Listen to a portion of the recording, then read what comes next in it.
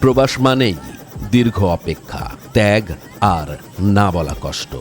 আর সেই প্রবাস যদি হয় ৩ দশকেরও বেশি সময়ের, তাহলে ঘরে ফেরার মুহূর্ত হয়ে ওঠে ইতিহাসের মতো স্মরণীয়। কিশোরগঞ্জের কটিয়াদী উপজেলার ধুলদিয়া ইউনিয়নের প্রত্যন্ত গ্রাম শিমুলতলায় যেন উৎসবের আমেজ। ৩১ বছর আগে সৌদি আরবের দাম্মাম শহরে পাড়ি জমিয়েছিলেন প্রবাসী হারিসউদ্দিন। ইসলাম উদ্দিনের আদরের সন্তান হারিসউদ্দিন দীর্ঘ ৩ দশক প্রবাস জীবন কাটিয়ে বাবা মা ও পরিবারের স্বপ্ন পূরণ করতে ফিরেছেন সম্পূর্ণ এক ভিন্ন উপায়ে।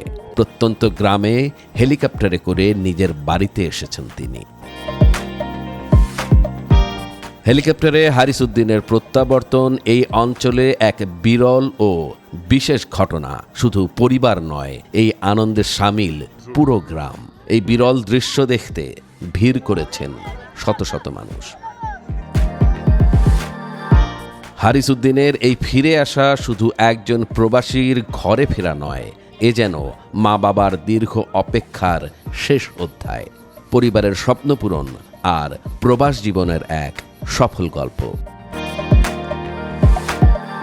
দূরপ্রবাস থেকে নিজের মাটিতে নিজের মানুষের কাছে হারিসউদ্দিনের এই প্রত্যাবর্তন স্মরণীয় হয়ে থাকবে শিমুলতলার ইতিহাসে।